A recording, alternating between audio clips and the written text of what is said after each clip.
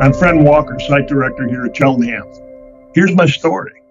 I had a very close childhood friend who was physically challenged.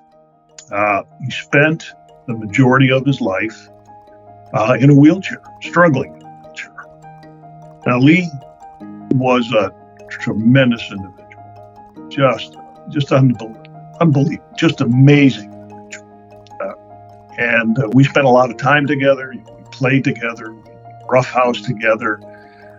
He regularly beat me in chess, and he had an infectious laugh that I really remember to this day.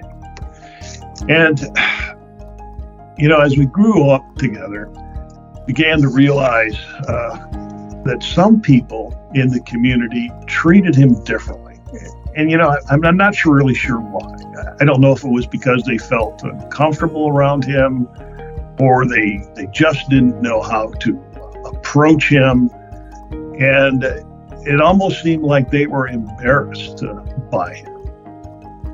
On the other hand, those few people who took the opportunity to really get to know him, they quickly became friends.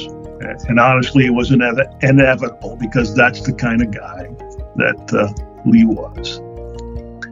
And I remember talking to Lee about these folks and, how he wanted to be approached. How could people just get close to him, strike up a conversation, or how should they treat him? And said, look, Walker, he said, I just want to be treated like everybody else. I just want to be given a chance. And it was really just that simple for Lee. He wanted to show others what he could do, regardless of his disabilities, if he had just been given a chance. And Lee proved himself time and time again. He went on to work for Highlights for Children, subsequently became a successful businessman, and ultimately owned a business of his own.